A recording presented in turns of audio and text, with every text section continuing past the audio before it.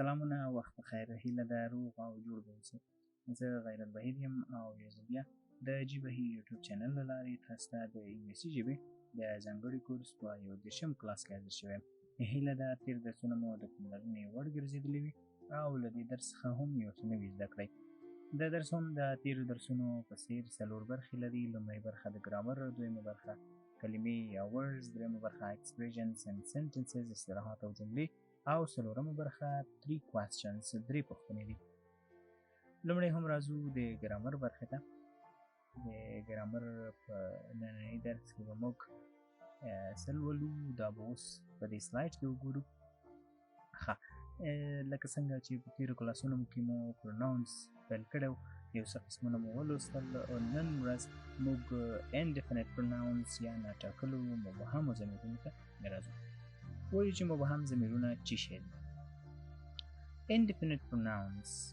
indefinite pronouns are used instead of noun and denote some unknown person, place or thing.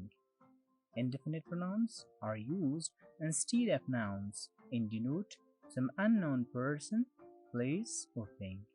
ناټاکلي ضمیرونه هغه ضمیرونه دي چې د نوم پر ځای کارول کیږي یا د نوم پر ځای کاریږي او په یو نامعلوم شخص ځای او څیز باندې دلالت کوي صحیح ده لکه څنګه چې د نوم څخه معلومیږي ناټاکلي یا مبهم ضمیرونه هغه ضمیرونو ته ویل کیږي چې د نوم پر ځای کاریږي او په یو نامعلوم شخص ځای او څیز باندې دلالت کوي صحیح ده مخکې ځو لولو چې indefinite pronouns کوم دي صحیح ده د هغې څخه وروسته بیا راځو اګزامپلو ته The indefinite pronouns consistent ناټاکلي یا مبهم ضمیرونه عبارت دي له somebody, something, someone, anybody, anyone, anything, no one, nobody, nothing, all. صحیح ده دا زموږ لس دانې indefinite pronouns دي ناټاکلي یا مبهم ضمیرونه دي چې دا په مختلفو ځایونو کې مو کارولی شو somebody معنا یو څوک something یو څیز someone یو څوک anybody کوم څوک anyone کوم څوک anything کوم څیز no one هیڅ څوک nobody هیڅ څوک صحیح ده nothing هیڅ څیز او all ټول صحیح ده دا مبهم ضمیرونه دي لکه په دې کې شخص نه معلومیږي څیز نه معلومیږي یا ځای نه معلومیږي لکه ته اوس مثلا وایې چې I want to go to somewhere صحیح ده I want to go to somewhere زه غواړم چې مثلا کوم ځای ته لاړ شم نو کوم ځای ته معلومات نشته صحیح ده یا ته وایې چې I want to buy something زه غواړم چې یو څیز واخلم کوم څیز د دې معلومات نشته ځکه چې مبهم دی صحیح ده اوس راځو د دې اګزامپلو ته اګزامپل چې کله تاسو وګورئ د هغې نه وروسته به بعد تاسې د مبهم ضمیرونو په کارولو باندې پوه شئ لکه ګوره ته اوس وایې چې I bought something ما یو څیز واخیست صحیح ده یا ما یو څیز واخیست نو ګورئ something دلته چې دی ضمیر دی صحیح ده مبهم ضمیر دی او د دې معلومات نشته چې تا به څه شی اخیستی وي سیکنډ کې وایي چې did you see anybody آیا تا کوم څوک ولید نو ګورئ anybody چې دی نامعلوم دی په یو نامعلوم شخص باندې دلالت کوي he told me everything هغه ما ته هر څه وویل everything معنا هر څه صحیح ده نو everything چې دی نامعلوم دی چې څه شي به یې ویل all were kind ټول مهربانه وو صحیح ده all نامعلوم دی چې څوک کوم یو صحیح ده نو موږ وایو چې مبهم ضمیرونه یا ناټاکلي ضمیرونه چې دي هغه ضمیرونو ته ویل کیږي چې د نوم پر ځای کارول کیږي او په یو نامعلوم شخص ځای او یا څیز باندې دلالت کوي صحیح ده دې سره زموږ د ګرامر برخه پای ته رسیږي دویمه برخې ته راځو کلمې یا ورډز ته په دې برخه کې موږ په هر کلاس کې 15 هغه لغاتونه چې په ورځنیو خبرو اترو کې ډېر کارېږي هغه راوړو تاسې هڅه وکړئ چې دغه لغاتونه صحیح تلفظ سره او ژباړې سره یاد او په جملو کې وکاروئ چې بیا ستاسو څخه هېڅکله مېر نه شي لومړی هم راځو پروننسیشن ته ورپسې بیا ژباړې ته راځو healthy health hide whom human healthy معنا روغ جوړ صحتمند health روغتیا یا صحت hide پټول whom کور او human انسان. human معنا انسان. دا به د لغتونو یا د words برخه دا هم پای ته ورسېده. درېیمې برخې ته راځو expressions and sentences اصطلاحات او جملې. او په دې برخه کې موږ هغه اصطلاحات او جملې راوړو چې په ورځنیو خبرو اترو کې ډېر د کارونې وړ وي. نو تاسو هڅه وکړئ چې دا خپلو ملګرو سره هم وکاروئ تر څو سمه توګه مو زده شي. د انګلیسي ژبې ډېر کارېدونکي اصطلاحات او جملې لومړی هم راځو پرونانسیشن ته، بیا ژباړې ته راځو. What brings you here? What brings you here? Why are you here? Why are you here? I was expecting you. I was expecting you. What are you up to? What are you up to? Is everything all right? Is everything all right? How is life? How is life? What brings you here? ته دلته څنګه راغلی؟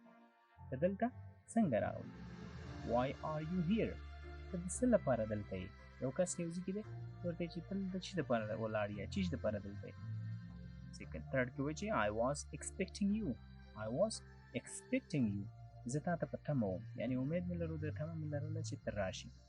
What are you up to? What are you up to? ته څه کوې؟ صحیح ده؟ ته څه کوې؟ Is everything all right? Is everything all right? آیا هر څه سم دي؟ بیا وایي چې How is life? How is life? ژوند څنګه تېرېږي؟ یعنې ژوند مو څنګه دی؟ صحیح ده؟ لومړی سلاید پای ته رسېږي، دویم سلاید ته راځو. په دویم سلاید کې هم یو څه جملې لرو. لومړی هم پرونانسیشن. Can I do something for you? Can I do something for you? I'm glad to see you here. I'm glad to see you here. What's wrong with you? What's wrong with you? I came straight here. I came straight here. I have so much to talk about. I have so much to talk about. I didn't mean it. I didn't mean it. Can I do something for you? ما د څه خدمت شته؟ لکه یو چا ته مونږ ویو که نه ما د څه خدمت شته، یا زه درته څه خدمت کولی شم، زه درته څه کولی شم، نو بیا به څنګه وایو په انګلیسي کې Can I do something for you? سیکنډ کې وایي چې I'm glad to see you here. خوشحاله شم چې دلته مې ولیدې. I'm glad to see here. بیا وایي چې What's wrong with you? What's wrong with you? ته څه ستونزه لرې؟ څه مشکل لرې؟ نمبر 10 کې وایي چې I came straight here. I came straight here. زه سیده دلته راغلم. یو کس ته ته وایې پلانکې شی به دې راوړو، نو هغه درته وایي چې زه سیده دلته راغلم، مستقیما دلته راغلم. I have so much to talk about. I have so much to talk about. ما سره د ویلو لپاره ډېر څه شته، یعنې د ویلو لپاره ډېر څه لرم. I didn't mean it. I didn't mean it. زما دا مطلب نه و. صحیح ده؟ یعنې زما دا مطلب نه و کومه خبره چې ما وکړه. ښه، د اصطلاحاتو برخه هم همدلته پای ته رسېږي. ورپسې راځو وروستۍ برخې ته. Three questions. 3 پوښتنې. او په دې برخه کې د تېرو 3 برخو څخه یوه پوښتنه راځي، او تاسو هڅه وکړئ چې پوښتنې 3 برخې اول صحیح وګورئ، د هغې څخه وروسته بیا دې پوښتنو ته ځوابونه ورکړئ. او کله چې تاسې پوښتنې ته سم ځواب ورکړئ، په هرې پوښتنې باندې تاسو ته یوه نمبره درکول کېږي. کله چې ستاسې نمبر 10 ته ورسېږي، بیا د جي بهیر یوټیوب چینل له لارې تاسو ته یو ستاینلیک درکول کېږي. د ګرامر د برخې پوښتنه په لاندې ډول ده. په لاندې جملو کې سمه جمله په نښه کړئ. تاسو ته 3 جملې درکړل شوي. د ګرامر له مخې چې کومه جمله ستاسو په نظر سمه راځي، هماغه جمله په کمنټ کې انتخاب کړئ او یوه نمبره ترلاسه کړئ. A کې راځي چې he told me anybody. He told me anybody. B کې راځي he told me something. He told me something. او په C کې راځي he told us nobody. He told us nobody. نو کومه جمله چې صحیح وي هغه ورته انتخاب کړئ.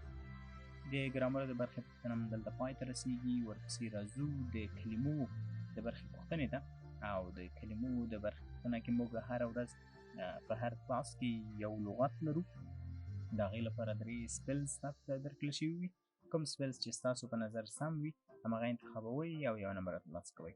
A کې راځي human انسان. صحیح ده؟ دا نور هم 3 اپشنې دي، 3 سپیلنګونه په 3 قسمه لیکل شوي. کوم یو چې د انسان لپاره صحیح وي په انګلیسي کې، نو هماغه انتخاب کړئ. د کلمو د برخې پوښتنه هم دلته پای ته رسېږي. ورپسې راځو د اصطلاحاتو او جملو د برخې پوښتنې ته، او په دې برخه کې هم موږ په هر کلاس کې یوه پښتو جمله انګلیسي جمله پښتو جمله لرو. د هغې لپاره بیا 3 انګلیسي اپشنونه وي. کوم اپشن چې ستاسو په نظر صحیح وي هغه انتخابوئ. په نننۍ درس کې چې دی څنګه ویلی شو چې زما دا مطلب نه و. صحیح ده، یو چا ته خبره کړي هغه خفه شي یا بل څه شي، نو ته ورته چې زما دا مطلب نه و. په انګلیسي کې بیا څنګه دا ویلی شي؟ په A کې راځي چې I didn't mean it. صحیح ده. او په B کې راځي چې I mean didn't it. او په C کې راځي چې I didn't mean it. کوم یو چې صحیح وي نو هغه انتخابوئ. په دې سره زموږ د نن ورځې درس هم همدلته پای ته رسېږي. هیله ده درس مو د پاملرنې وړ ګرځېدلی وي. له لیدو څخه مو نړۍ مننه. هیله ده ویډیو لایک د ملګرو سره شریک او چینل سبسکرایب کړئ. ښه وخت او ښې چارې ولرئ.